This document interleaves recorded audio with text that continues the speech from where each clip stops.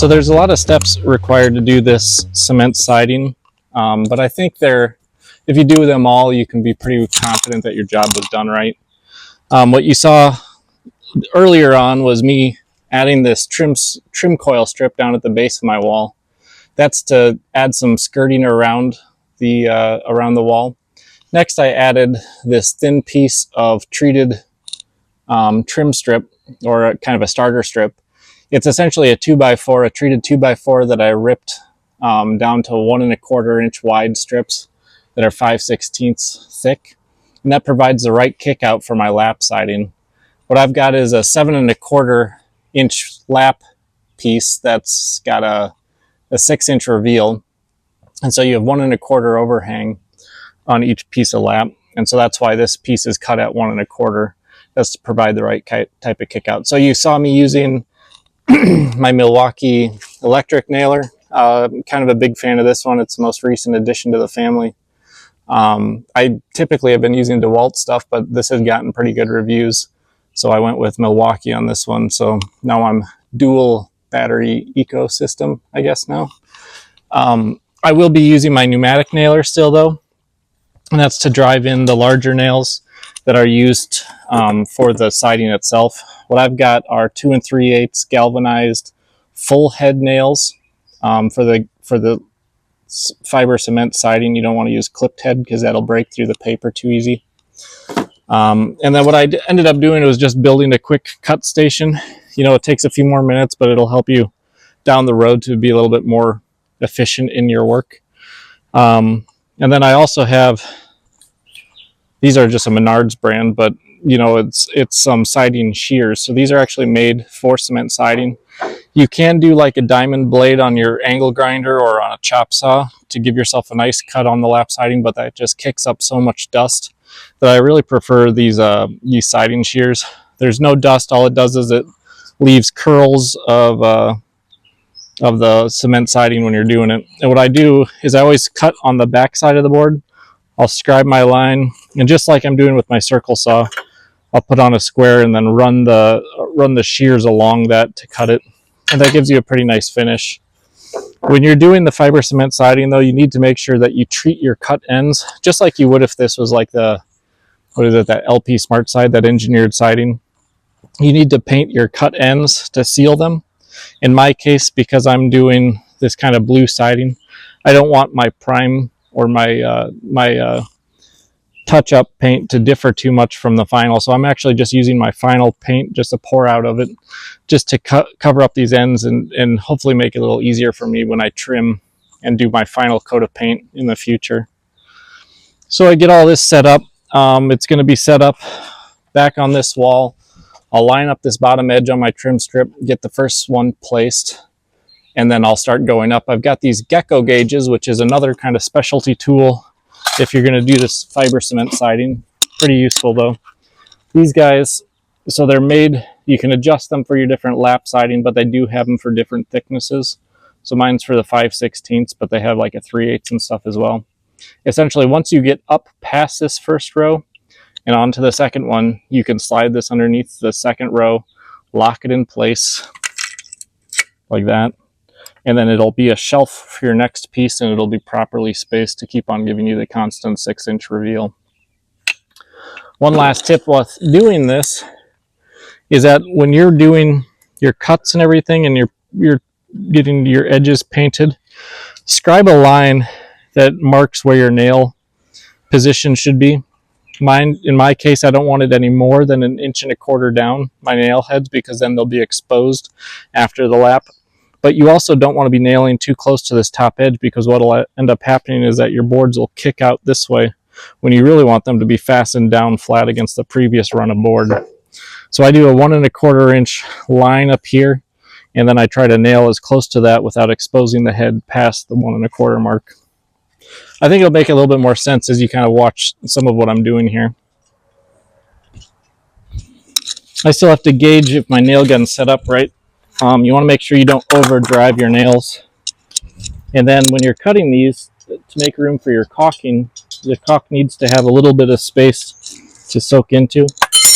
I'm leaving it 1/8 of an inch at either end. And again, that's kind of an easy number to target because I've got my spacer here that kind of acts like a feeler gauge. And then I'm just making sure it's flush to the bottom of my starter strip and then close to my top line. So that was a little deep. You don't really want it to tear through the paper. So we'll go back a couple clicks.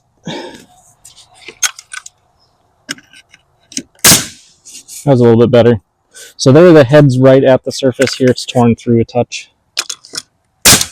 And you really should be aiming for studs in the wall, unless you've got like a couple layers of OSB like I do. So we'll get that one set. This next one, again, it's kind of hard to get the gecko gauges underneath your starter strip. So I like to leave that until I'm on to my second run to do.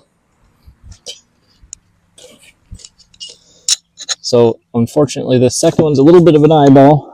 I just have to line it up with my pencil mark from the first one.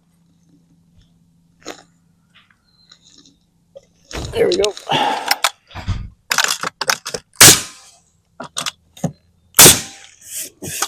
That's pretty good. And then the way that these gecko gauges work, like I said, you can slide them up like that. You just lock them in place, and that'll let the next piece run on top of there. Obviously, this isn't cut right, but it'll show you kind of what it does.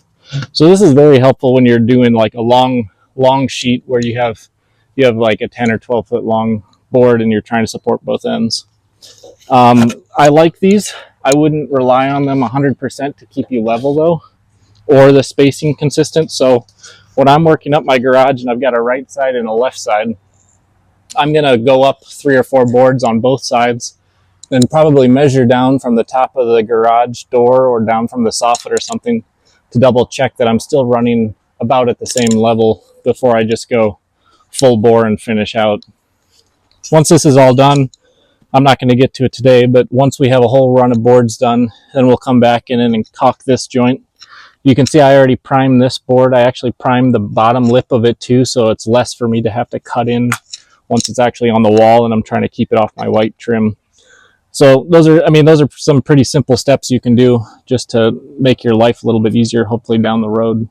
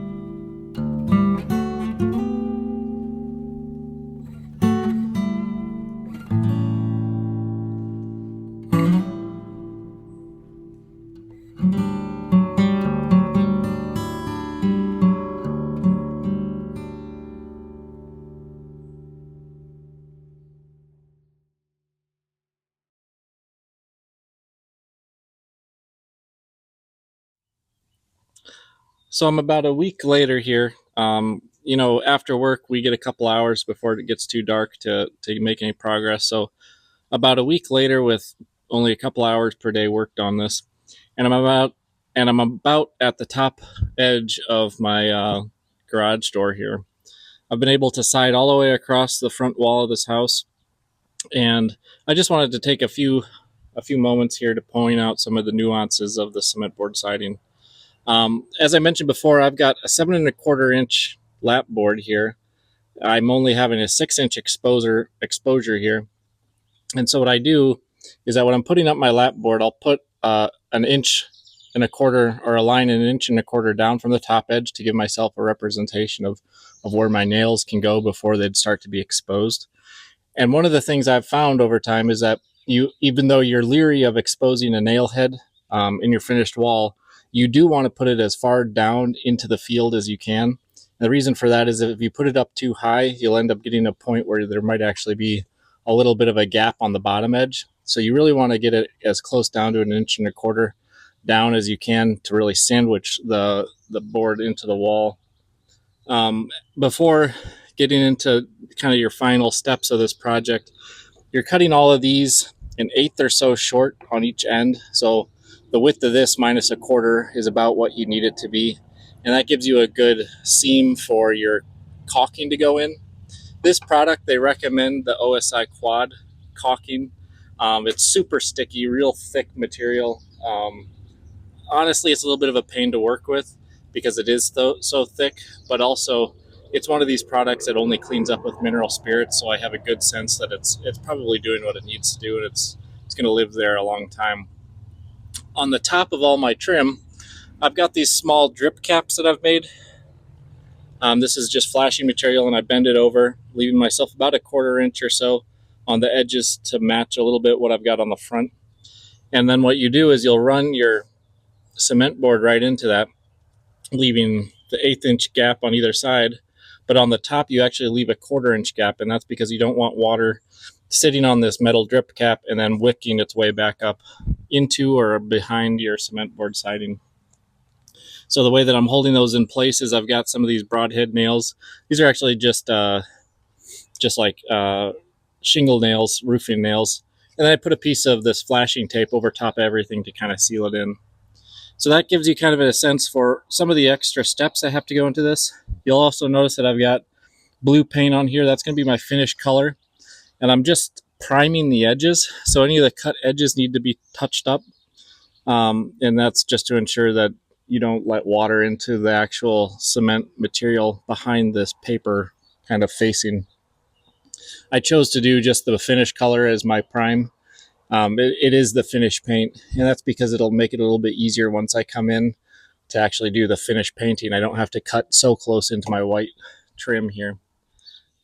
Another thing I wanted to point out is when you're finishing two butt ends of the product, so you'll want to make all your cuts along jambs where they're actually getting caulked, but you want finished edges to meet in the field of your wall. So any of these seams will be finished edges butting into each other, and those are ones that you actually touch. So in the case of this board, I'd actually only subtract 1/8 of an inch, and that's for the gap out on this right side, because I know that my middle side is actually going to be butted against the previous piece. Now, when you're coming to a butt, like a lot of lap siding, especially with this fiber cement stuff, you want to put a flashing piece behind it. And what that does is, this is just a tin piece. It's the same material that I used down as the skirt that you had seen previously. I cut it to 10-inch by 5-inch wide kind of strips, these little cards, and I'll bring that down almost to the bottom edge of the board, just slightly recessed up so that you don't actually see the metal, the tin, and then you just nail that in place. And what that does is that's an extra water barrier, so if water were to get on here, you know, between the latex paint and everything, that it would give it some way of running out and underneath of this. Another thing to mention is that when I'm doing these butt joints, especially in the field, I'm keeping this bottom edge flush. You know, up here it looks a little bit offset, and that's because there may be some slight variances in the width of the two boards, and I don't want that to show down here. So I'm keeping this edge flush, and this edge will be where the offset occurs, and that's okay because the next piece is going to overlap that, and you won't see a problem with it. So I had mentioned that those siding shears are a good bet for a lot of your cuts, especially where you're doing something like this and it's a repetitive kind of cross cut, where it's just a straight line and you can use your speed square to keep it straight. A case like this where I'm going to have to notch it out over top of my garage door, I have this real long cut and I'm actually going to be cutting kind of a corner, or in cases where you've got to make like a notch or something in your panel. What I ended up using is my angle grinder fitted with one of these 4-inch diamond blades. They're actually a tile saw blade, but they work really nice for this. They're not serrated, but they do have kind of a textured edge. This one's a cobalt one. You know, I end up getting a lot of my stuff from Lowe's just because it's down the road from me. But I'll put a link in the description. You guys might find it useful for yourself as well. You can see I've got my respirator out, and that's just, you know, this stuff is so dusty, and you know it can be cancerous if you get it into your lungs. So I'm working outside. I've got a good breeze going today. You can probably hear it on the microphone. But also I'm going to be using this as I'm doing it. So now that I'm set up here, and again, apologize for the audio now that I got the mask on. You don't have to dive all the way through your cut when you're doing it. Usually what I'll do is I'll kind of scribe a line and just work it a couple times until you feel it go all the way through.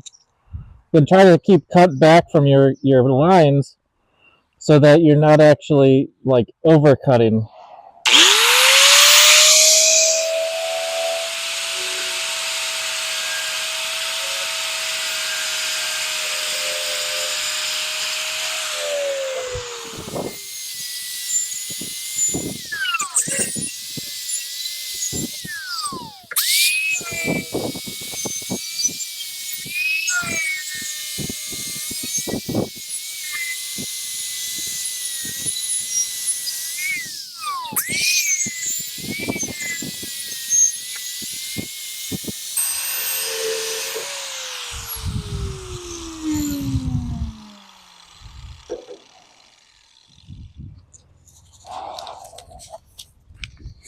So when I'm doing a cut on this with the diamond blade, I'm actually cutting on the finished side down. That's because it'll knock these edges kind of down onto the back side. And that's in contrast to doing the shears where I'm actually cutting with the backing side up. When you get to the inside corner, you can kind of turn your piece up and use the diamond blade to kind of knock or dress up those corners a little bit. And then what I'll do is, since this whole edge is a cut edge, and because this is a side that's going to go down along the top of my drip cap, I'm actually going to paint this whole edge, this bottom edge, to save myself some work in the future and also to seal this this unfinished edge now.